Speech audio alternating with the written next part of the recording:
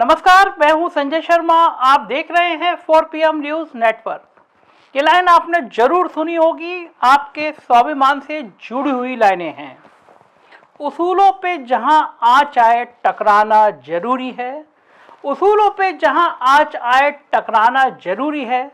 जो जिंदा हो तो फिर जिंदा नजर आना जरूरी है। नई उम्रों की खुद मुख्तारियों को कौन समझाए, कहां से बचना है, कहां जाना जरूरी है। वसीम बरेलवी की ये लाइनें इस समय कई लोगों के जहन में गूंज रही हैं। जो जिंदा हो तो जिंदा नजर आना जरूरी है। यही वो लोग हैं जिनको समझ आ गया है कि अब इस देश का मतलब अंबानी और अडानी होकर रह गया है। ये वो लोग हैं जो जानते हैं कि अगर वो आवाज उठाएंगे तो उनकी आवाज हमेशा के लिए खत्म करने की साजिशें शुरू हो जाएंगी।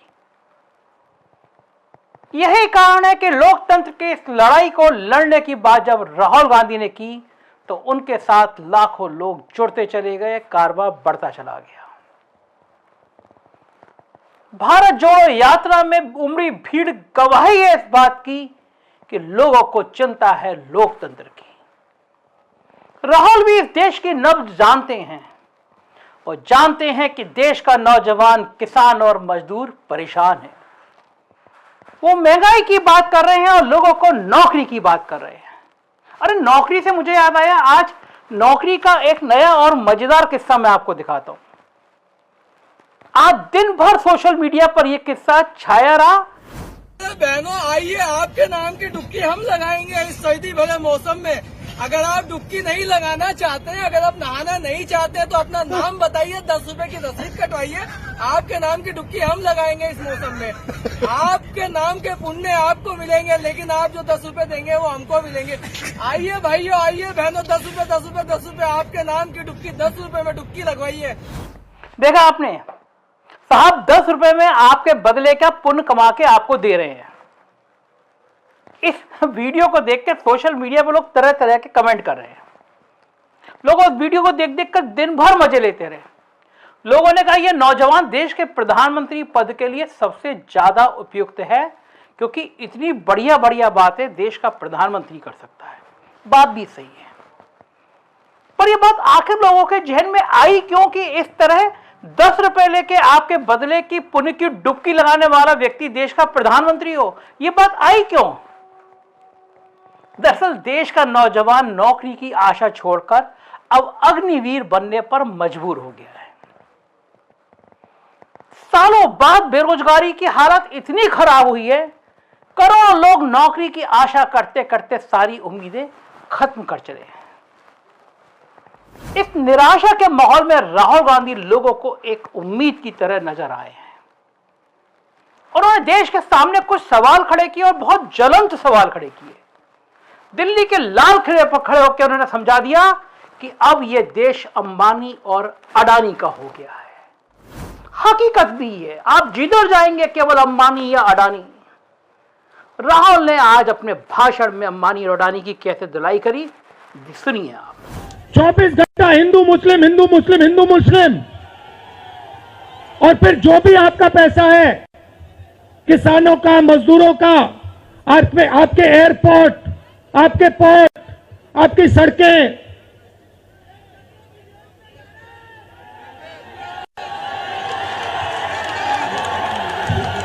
सीधा किसके जेब में? इनके मालिक के जेब में। इनको कौन चलाते हैं? नाम बताओ। देखो, सब जानते हैं, पूरा हिंदुस्तान जानता है। भाइयों और बहनों, ये नरेंद्र मोदी जी की सरकार नहीं है, ये अंबानी अडानी की सरकार है। ये सच्चाई है, और ये पूरा लक्ष्य इनका आपके ध्यान को इधर से उधर, उधर से इधर करने का है।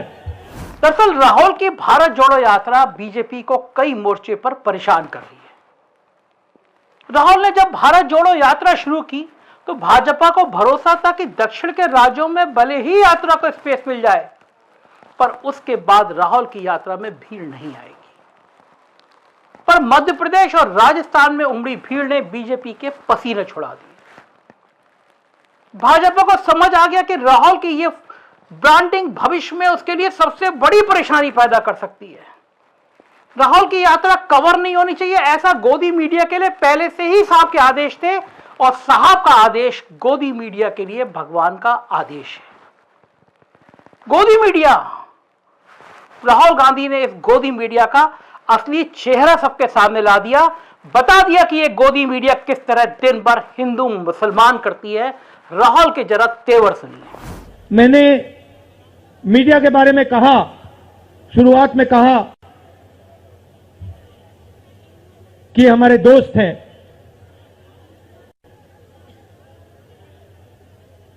दोस्त हैं, मगर हमारी बात टीवी पे कभी नहीं दिखाते हैं। और वो तो तब भी ठीक है, वो ठीक है, हमारी बात नहीं उठाएं तो ठीक है, कोई प्रॉब्लम नहीं है। मगर ये एक और काम करते हैं, इनकी गलती नहीं है। देखिए, ये जो यहां खड़े हैं, इनसे गुस्सा मत होइए,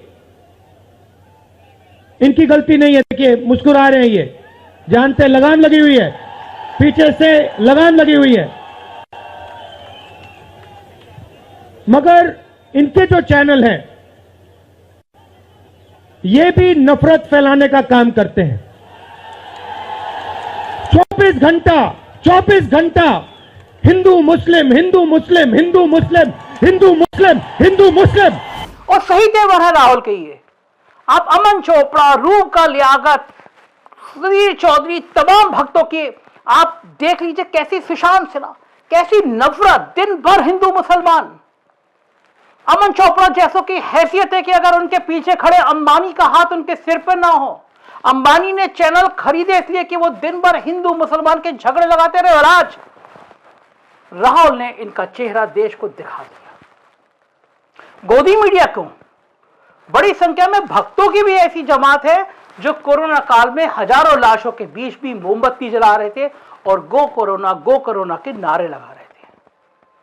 इन भक्तों की कमर भी अब नोटबंदी और जीएसटी ने तोड़ दी है।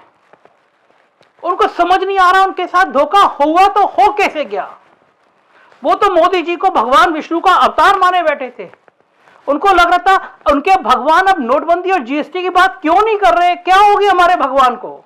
दरअसल नौजवान परेशान है, रोजगार नहीं है, और इसी क्षणों में नौजवानों के लिए अग्निवीर के साथ पकौड़े का भी आइटम आ गया, पुराना हो गया, लेकिन जरा सुन लीजिए प्रधानमंत्री देश के नौजवानों के लिए क्या बढ़िया तोहफा लाए हैं।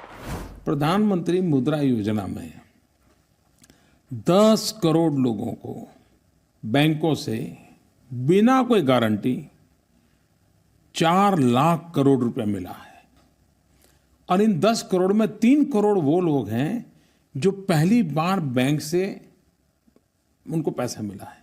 इसका मतलब है 3 करोड़ तो बिल्कुल नए हैं जो अपने पैरों पे खड़े हुए हैं, कोई न कोई व्यवसाय करेंगे, कमाई करेंगे, कोई एक आध व्यक्ति को रोजगार देंगे, कोई ऑटो रिक्शा चलाएगा, कोई पकौड़े की दुकान करेगा, कोई चाय की दुकान करेगा, कोई अखबार बेचने का काम करेगा, कोई कहीं डिपॉजिट देकर के और एजेंसी लेगा।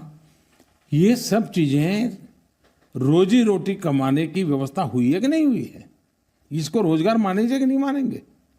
अगर आपके जी टीवी स्टूडियो के बाहर कोई पकौड़े बेचता है और शाम को 200 रुपया कमा करके घर जाता है, उस व्यक्ति को आप रोजगार मानोगे कि नहीं मानोगे। अब उसको आप देखोगे तो कहीं सरकारी दफ्तर नहीं है, आंकड़े में नहीं है। तो ऐसी व्यवस्थाएं बहुत हो रही है। दरअसल इस नाजुक दौर में राहुल ने जनता को समझा दिया कि ये खेल हो क्यों रहा है। उन्होंने समझाया कि इस खेल के पीछे मीडिया है। उन्होंने साफ कह दिया जो पत्रकार उनकी गलती नहीं है, इनके मालिक चाहते कि आप दिन भर हिंदू मुसलमान के झगड़ों में उलझे रहे। तो उन्होंने जनता से कहा कहीं पर भी ये झगड़ा नहीं है। मैं जब निकला तो मुझे लगता था कहीं झगड़ा नहीं है, झगड़ा मीडिया पैदा करता है। देखिए क्या कहा राहुल ने हिंदू मुसलमान के झगड़े पर। 24 घंटा हिंदू मुस्लिम, हिंदू मुस्लिम, हिंदू मुस्लिम, हिंदू मुस्लिम, हिंदू मुस्लिम। ये सच्चाई नहीं है भाइयों और बहनों। मैं चला हूं कन्याकुमारी से यहां तक, ये सच्चाई नहीं है। ये मीडिया में चलाया जाता है, फैलाया जाता है। ये देश एक है। इन सड़कों पे लाखों लोगों से मिला हूं, सारे के सारे एक दूसरे से मोहब्बत करते हैं, प्यार करते हैं, गले लगते हैं। तो सवाल उठता है, क्योंकि ये नहीं कर रहे हैं, इनके पीछे जो शक्ति है, इनके पीछे जो शक्ति है वो कर रही है।